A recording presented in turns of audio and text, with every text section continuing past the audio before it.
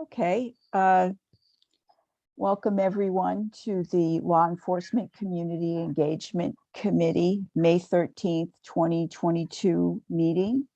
We have a speaker presentation today.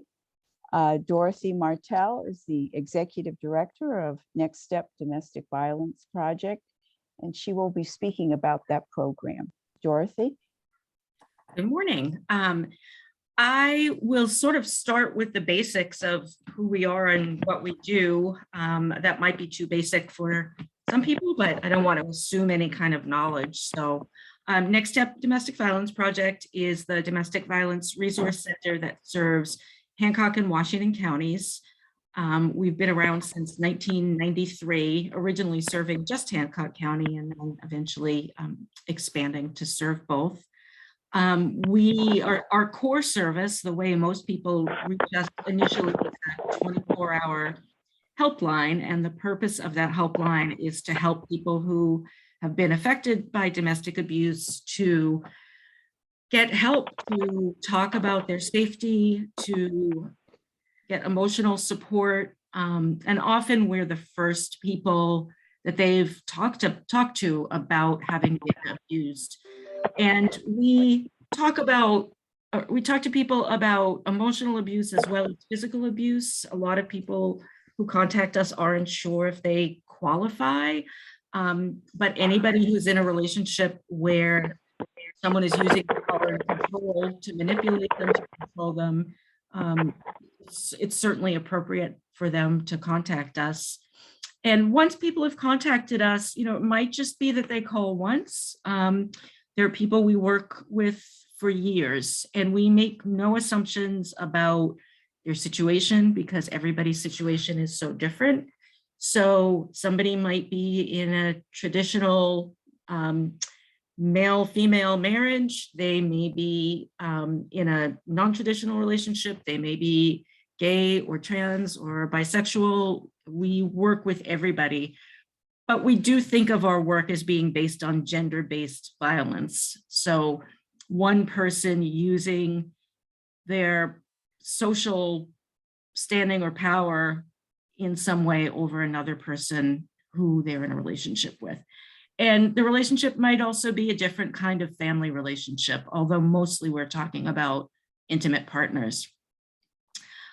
So people sometimes just use the hotline and the helpline and get what they need there. It might just be they need to talk, they need validation, they need referrals or suggestions, but many people need other kinds of services. So I will talk a little bit about the other kinds of services we provide. As I said, the helpline is 24/7 and free and confidential. We are staffed by very well-trained staff and volunteers. During the day, you will usually get a staff person, and in the evening, it might be a volunteer, but they go through the same training that staff do. Sometimes people call, or occasionally law enforcement call on their behalf saying this person is not safe in their home, they need a place to go. And we will problem solve, whether there is a way they could be safe at home. Is there a way to get the abuser to leave? Would a protection order help? Is there someplace they can go with family or friends? COVID has complicated everything, including the options people have to go someplace safe, but we do try to work with them. We do have a shelter, which I will say at this date in May 2022 is under construction. So we are finding other places we can shelter people temporarily. We don't always have the capacity to shelter people, even if the need is great. So we work with other shelters around the state, whether it's another domestic violence shelter or a general purpose shelter. COVID has really reduced capacity of all the shelters in the state because if you try and keep people further apart, you have to have fewer people occupying the beds. So right now, there really is a crisis in finding places for people to go. But we do our best to help with that. And we do prioritize people who are really unsafe right in the moment. So if somebody can stay in their home and work toward a protection order or some other option, we can safety plan with them of how might you be safe in the short term. There is also, because of COVID, some money available to help people not be sheltered, but go to another safe place. So sometimes we can help people find alternative housing. Housing right now, housing and shelter seem to be two of the biggest issues. By the way, slow me down if I'm talking too fast or covering too much. So the other really big area of our services are legal services. We have two staff attorney. We have a managing attorney and a staff attorney who will consult with or represent people who have court matters relating to domestic violence. And two probably sounds like a lot, considering, you know, that our area of expertise is relatively narrow. We're not a general purpose law firm, but they're constantly at capacity. The need is really great. So we prioritize cases where the impact of having an attorney will be greatest. And that might be, there's particularly high risk. It might be that it's a case where a short-term legal intervention can make a big difference. One of the really hard things is that we have to turn people away sometimes. And because our legal services are free and we have more expertise in these particular areas than even attorneys you can pay, we're really in demand, but you know, there's only so much two people can do. We do have legal advocates who are not attorneys, but who can help with paperwork, who can work with the attorneys to maybe set up a short-term consultation with the person rather than full representation. Our legal advocates go to court with people to be supportive and to support the survivor, as well as to help the attorneys do their job in a more streamlined way. So we do have capacity that way. So we do encourage people to call the hotline, talk to an advocate, put in a legal request, and then we do what we can to meet it. Again, COVID has had a real impact on our legal program because the courts are really backed up. There were court closures because of the illness. There was social distancing, so they could not hear as many cases at a time. We're starting to go back to somewhat normalcy, but the backlog of cases has been really difficult for survivors, particularly in family matters. So, you know, if you're having to co-parent with someone who's abusive and they're controlling the money, they're controlling the resources, and it gets dragged out, you know, for what could be years now, it leaves people less safe, and it's tragic. But again, we try and be supportive and to do safety planning in other ways with each individual. The other ways we support people are, we have a liaison with the child welfare system. So for people who have experienced abuse and then a child welfare case is opened because of the actions of the abuser, or because the child welfare system believes that the survivor can't keep their children safe, we can help the child welfare system take the abuse into account in ways that don't penalize the victim, and can help the victim be a good parent because they have the resources to do it. So we work very closely with the child welfare system and with survivors who are going through that parallel process. We also work closely with law enforcement. Our law enforcement partners have been really great about making referrals, sharing reports so that we can be supportive to people who have experienced abuse. Maggie, who sometimes comes to these meetings, works very closely with law enforcement, and we have other staff as well who over the years have had connections. We really rely on that support because sometimes the only way a person can be safe in the short term is with law enforcement response. And we very much recognize the pressures that the law enforcement community is under with understaffing, with the distance they have to travel to, you know, with fewer people to cover large areas. And we're trying to do more. We want to offer training when we can.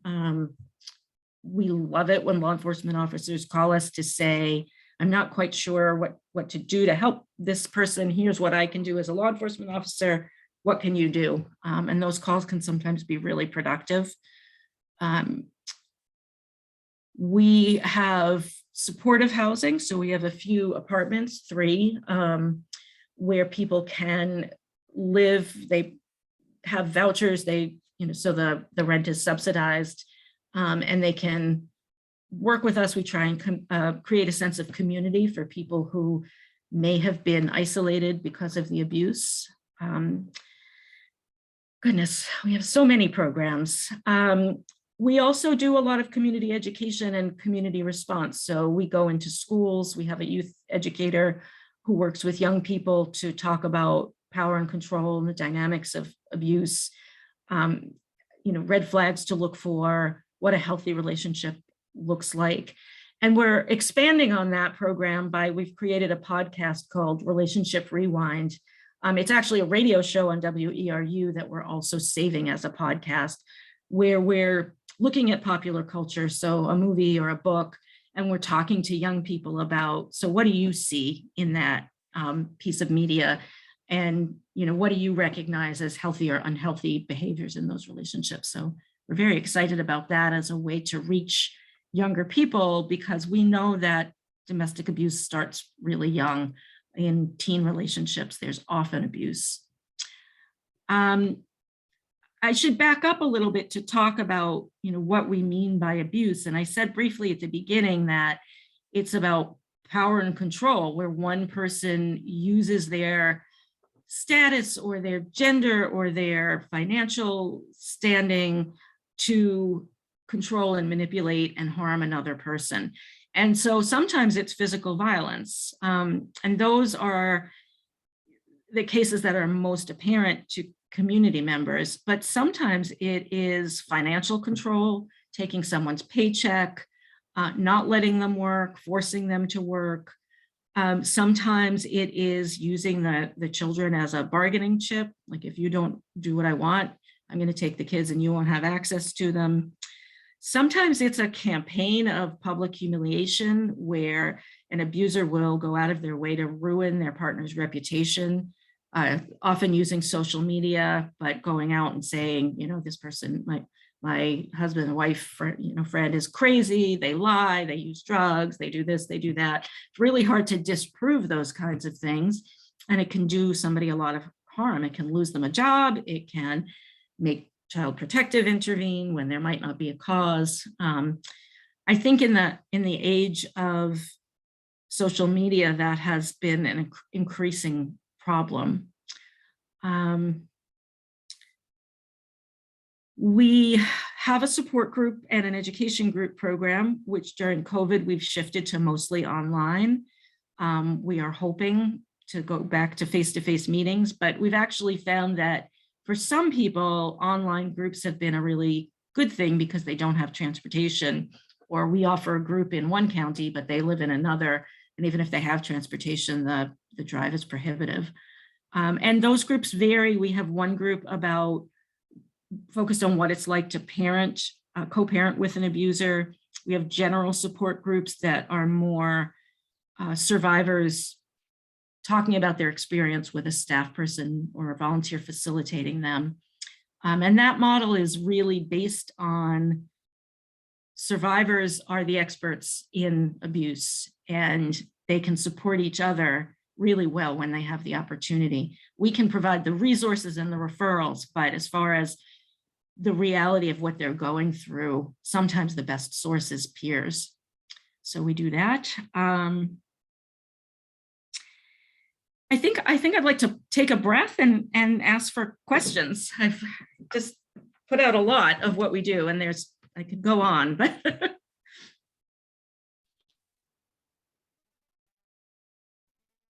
this is so great. And I just want to welcome Glenn. We're so glad that you could come. I don't know if you want to say hi. Oh, you may have had to step away. Yeah. You must know each other, Dorathy, right? You and Glenn Mosher, We have met, yeah. each of I've been meeting a little while ago. Yes. Mhm. I'm really impressed with the breadth of what you're doing. I think a lot of Suzanne, people don't realize how much we do and how complicated our services are. I think, a lot of people assume we have a shelter and a phone. And yes, those are some pretty basic services, but even the shelter, we serve approximately 900 people a year, and we only shelter about 50 or 60, sometimes for quite long periods of time. But we certainly serve a lot more people with legal help than we do with shelter, just because legal help isn't tied to a physical space. Almost half the people who use our services use our legal services. Mhm. Dorothy, I was curious, how do Hancock County and Washington County, the kind of the statistics compare with other areas? Because we have a smaller population, we serve fewer people, but proportionally, we're, I would say, pretty much the same as the other rural communities. The closest is sort of the closest in shape or population density would be Aroostook County, and our numbers of different kinds of services are pretty similar to theirs. There are some differences because we have a more robust legal program, and they have several shelters throughout their county, so they probably shelter more people, and we certainly have legal representation for more people. But as far as the number of people who use services overall, it's about the same. Do you have a sense that the domestic violence thing, which of course I'll date myself a little bit here. I graduated from college in like 1976, and these kind of issues were starting to gain some traction. I know that as an undergraduate, we had marches dealing with like rape and getting into the whole thing that's a power kind of an issue. And so that stuff was all, and now here we are, 40 some odd, almost 50 years later. Can you speak to that? I think the biggest change is that there is more help available, and there is somewhat more of a comfort level talking about domestic violence. I don't think there's less of it. I mean, if you look at our culture, and the reason we decided to focus on popular culture is I think we still glorify violence and stereotyping and power over other people, as I think there's a lot of pressure on men to be in charge and be in control. There's really mixed messages about what that means. So I would like to say that all this hard work has made for a lot of social change, and I'm not sure that's true. I just think that there's more help.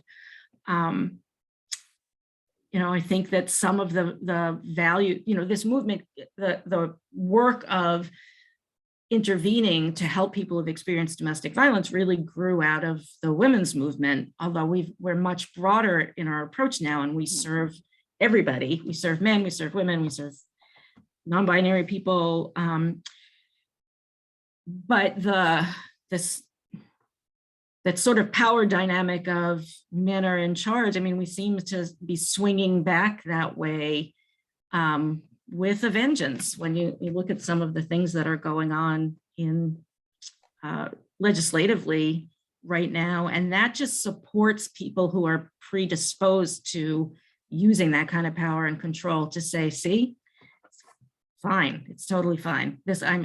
I have support for this. So that, our social change mission is as important as our mission to serve individual people, and the work. There's a pendulum swing to it, but right now it feels particularly hard. Mhm. Yeah, I was wondering, like, would you see like a group like ours assisting in any way with your mission? Certainly, we really depend on community partnerships. We work closely with Healthy Acadia because there are health issues related to domestic violence. We work closely with the Community Caring Collaborative in Washington County, which does a lot of anti-poverty work.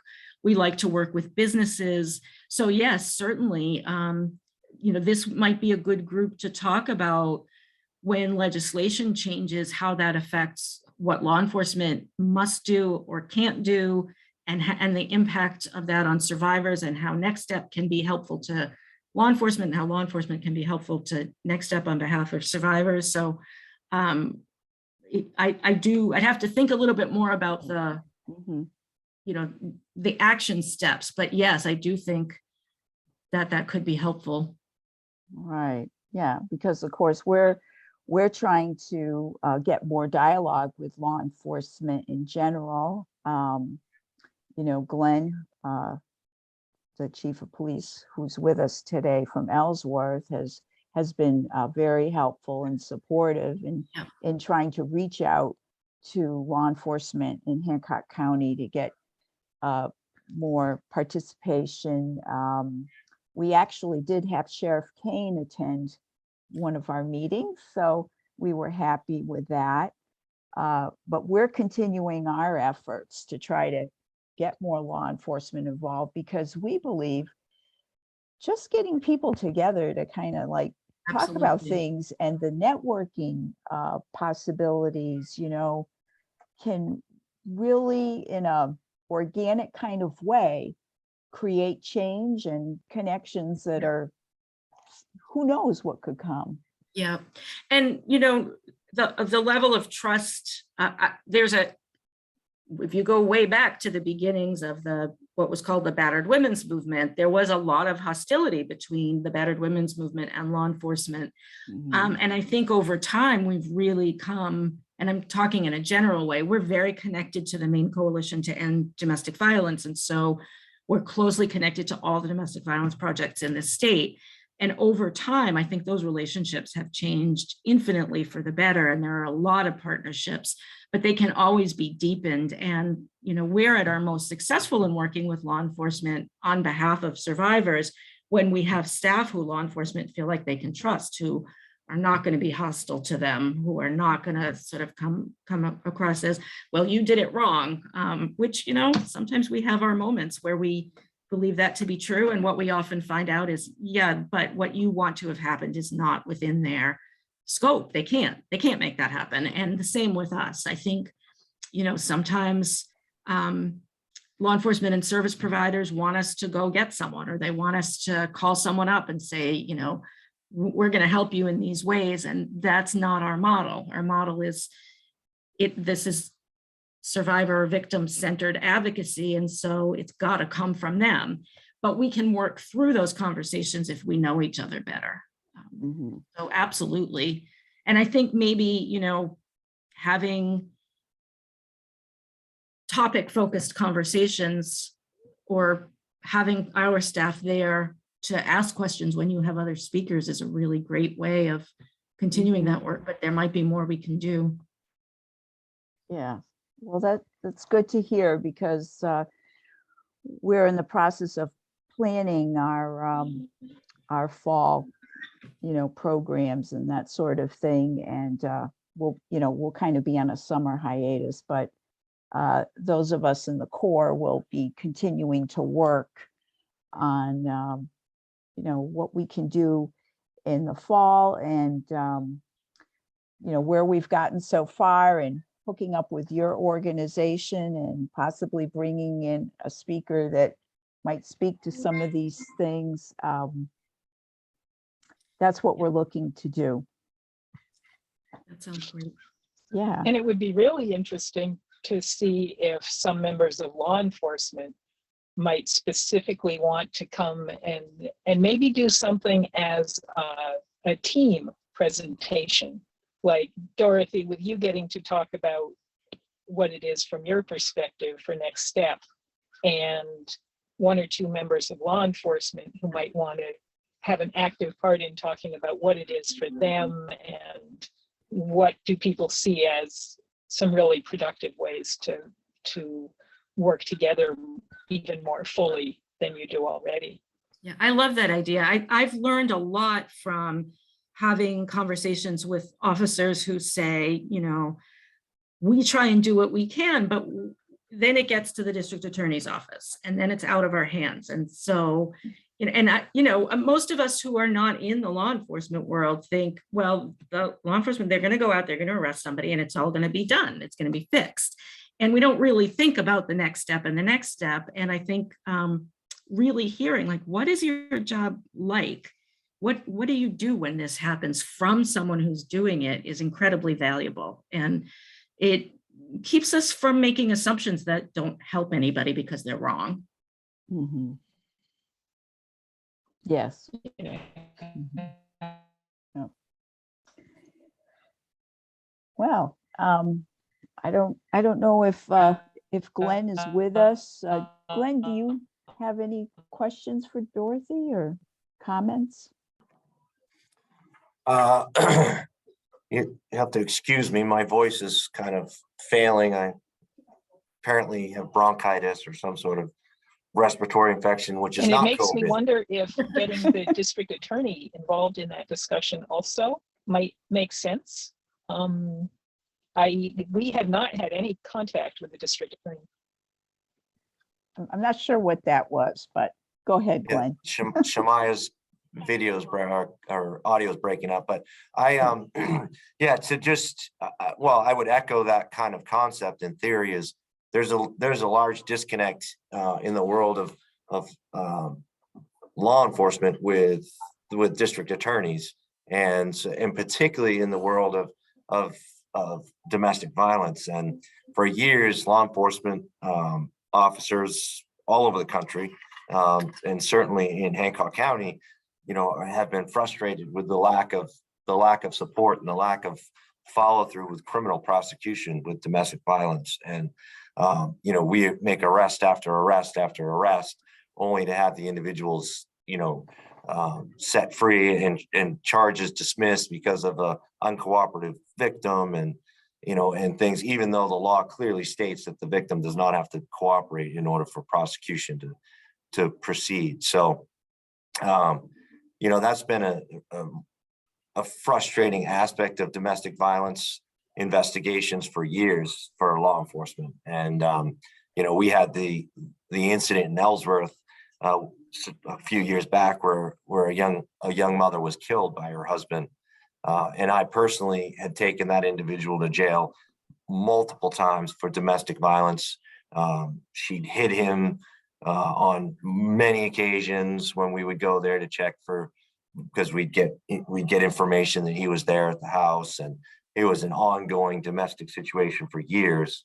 And you know, we had done literally everything in our power to prevent what we knew was the ultimate result of that relationship in that situation, and until eventually on you know, Christmas Day several years ago, it came to fruition, and the individual finally hit her one too many times and killed her, you know. So from a law enforcement perspective, those type of situations, and we took some heat for that, for you know, for not doing enough. And you know, from our perspective, we did everything we could.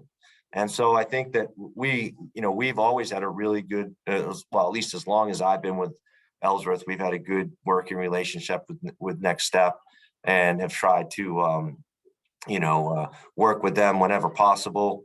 It is a difficult situation because when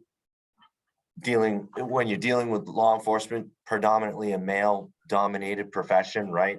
And when you're dealing with domestic violence victims, more often than not are females who are victimized by males. So that dynamic creates sort of a complicated issue, you know, a complicated situation before you even get involved in the investigation of the crime. So, you know, a lot of victims aren't really particularly fond of, dealing with male officers. So it adds a whole dynamic.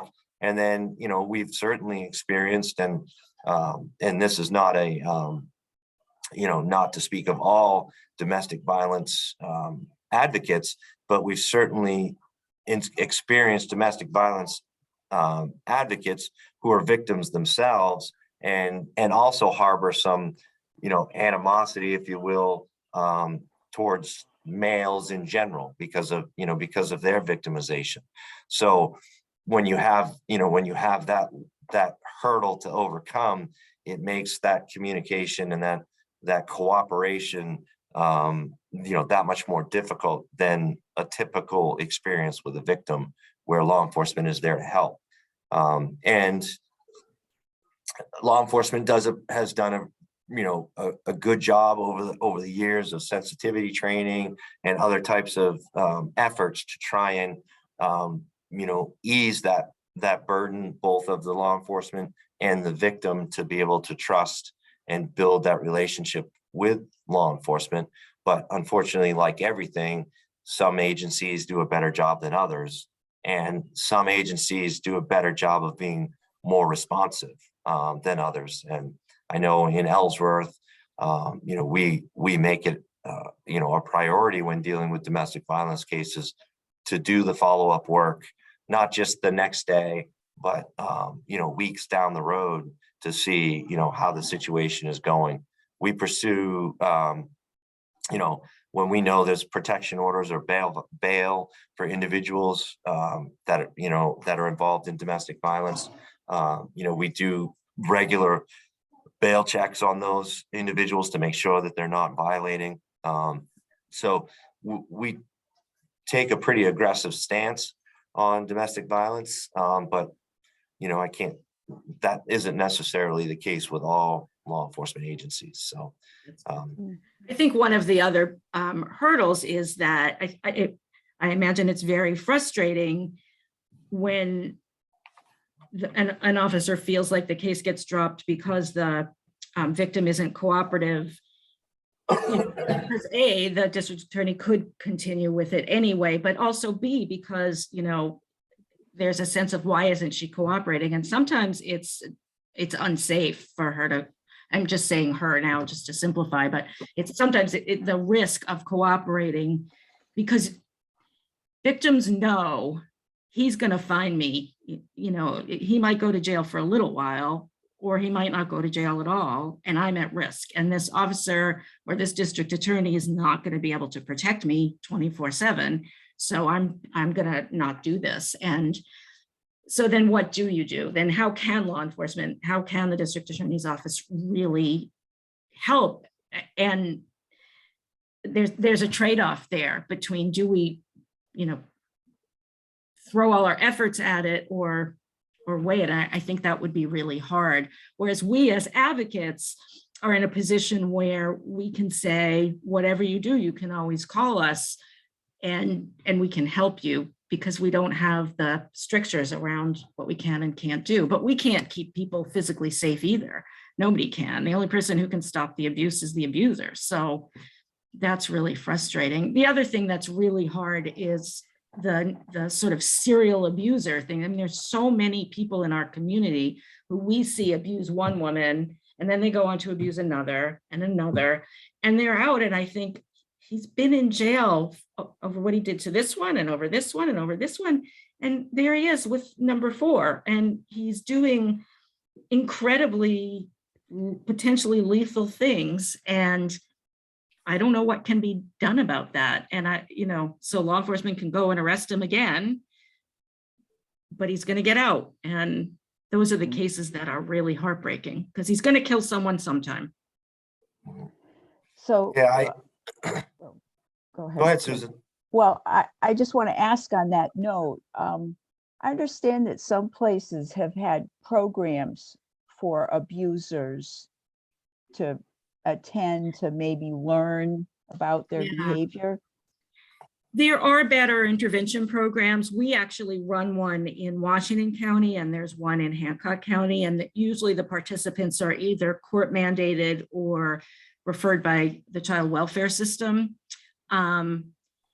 you can make them go, but you can't guarantee that it's going to change them. So, and you can't actually make them go. So there are men who choose jail over going through, because it's a 40, I can never remember if it's 48 or 52 week program. Week after week, you need to sit there and face what you've done and talk about it. And some are like, nah, I'd rather go to jail. So unless someone's motivated to change, they can sit through week after week and not be any different. Some do change. And while they're in those programs, at least, you know, they're not home, they're not perpetrating anything. But again, with COVID, we've had to do most of those groups online. And for all we know, they could be using that experience, you know, making the partner sit in the back and listen, and then we don't know what they do with it afterwards. So yes, it does help some, but it's no guarantee. Yeah, I think that just to echo your point of the frustration, I think the frustration exists certainly, and I think that for law enforcement, the lack of prosecution aspect of it, but I think the emphasis being placed on the district attorney's offices to pursue even with reluctant victims is critical, because you're right. No one's going to be able to keep these individuals safe 24/7. But if prosecution moves forward even without victim support, that frustration level within law enforcement is going to diminish, and therefore law enforcement's going to see the value and the effect of completing, going through the process, completing the investigation, making the arrest, doing a thorough investigation. But what's happened is over time, when they're continually frustrated with the lack of prosecution, then what happens is they start to look for shortcuts, right? So instead of completing the investigation, making the arrest and completing a thorough investigation, because they know, oh, well, this victim's going to renege, or she's, at the time, because you can tell generally in almost every domestic violence incident that I've investigated, you can tell while you're going through the process if the individual is going to follow through. I mean, by the time you get through the paperwork, sitting with that individual for, as much as an hour, taking all the statements and getting everything, whether this is going to move forward, or if tomorrow, she's going to be, I don't want to press charges, you can generally tell. So what happens is when the officers get that indication, and by no means am I saying this is right, this is absolutely wrong, but I just know what happens is when they get that indication that, okay, she's not going to go forward with this prosecution. And again, I'm saying she just for simplicity's sake, understanding that men are abused as well, but she's not going to go forward with this prosecution, which means my case is going to get dismissed. So I've got an option here. I can either spend the next 3 or 4 hours putting together all of the statements, the evidence, writing a very thorough and accurate report about what transpired, or I can take shortcuts, be done in 45 minutes, be on to the next thing, because I know this isn't going to get prosecuted. So I think what's happening is, as that frustration of that lack of prosecution grows, you have more officers taking that shortcut. And then in the end, you have more victims who are not getting justice because of a twofold. The officers not doing their job, but the reason they're not doing their job isn't because they don't want to, it's because they don't see the point. And with all of us, we're human. If we don't see the point in doing something, then more likely than not, we're going to take the easy way out. And unfortunately, that happens all too often. And particularly in domestic violence, because it's the one law where we know can be prosecuted without victim support. So we know that that's the case. So when district attorneys refuse to do it, it just makes it that much more frustrating, if that portion of the law was removed and it was clearly stated as in every other violation of the law that, you have to have a victim. Like if a regular assault, if somebody gets the daylights beat out of them and says, I don't want to press charges, the officer says, okay, have a nice day, and our work is done.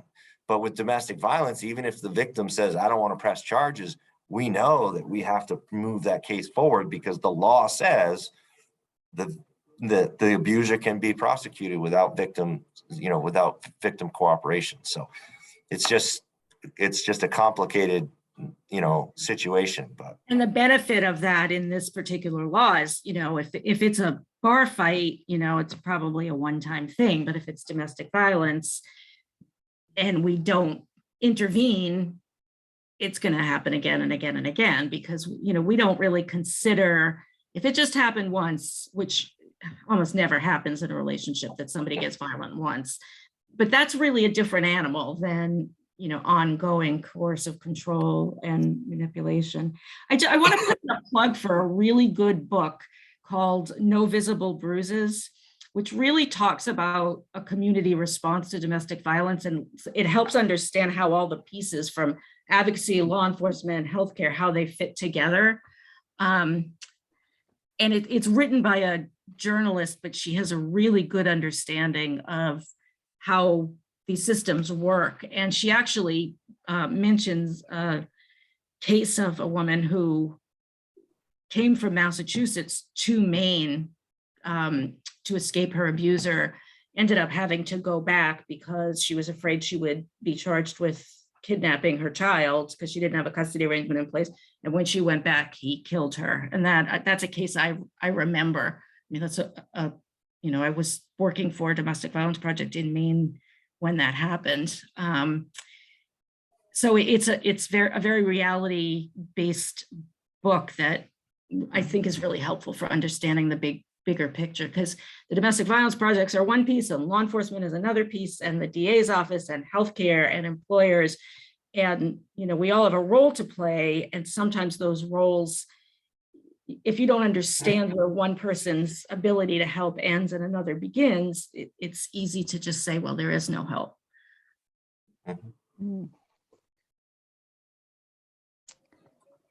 Oh. Well, I guess we needed to have someone from the district attorney's office here to explore that more fully. But this has been enlightening for me, for sure. I think it's really good finding out, getting a better understanding of what is the district attorney's part in the whole system. And we can, the LECEC is learning, those of us in the LECEC are learning. Shemai, you break up every now and then. This, and we can move forward trying to hear a thing I'm saying, huh? Well, we're having a little trouble with your audio, but I think we got the gist. Good. Well, if you think of anything else, feel free to email me. And like I said, both Maggie and Anna come to your meetings at least some of the time. And if you want more information about a particular program, I can have somebody else come talk to you. The last thing I'll say is we did for a while have a sort of task force where we did have the sheriff's office, Ellsworth PD. This was, I think, before you started, Glenn, and the district attorney did either come or send people some of the time. And so we were able to all talk in one room, and that was helpful. But, getting people to have the time, particularly now when everybody's short-staffed, to send anybody to anything is sometimes difficult. Zoom helps because it saves on the travel time. So it's always worth a try. Mm-hmm. Okay. Well, if no one has any other questions, we want to thank Dorathy Martel for taking the time today to speak to us about the Next Step Domestic Violence Project. And everyone who attended and participated. Thank you, Dorothy. Thank you. Have a Okay, good rest of your day. all right. Thank you too. very much. Bye.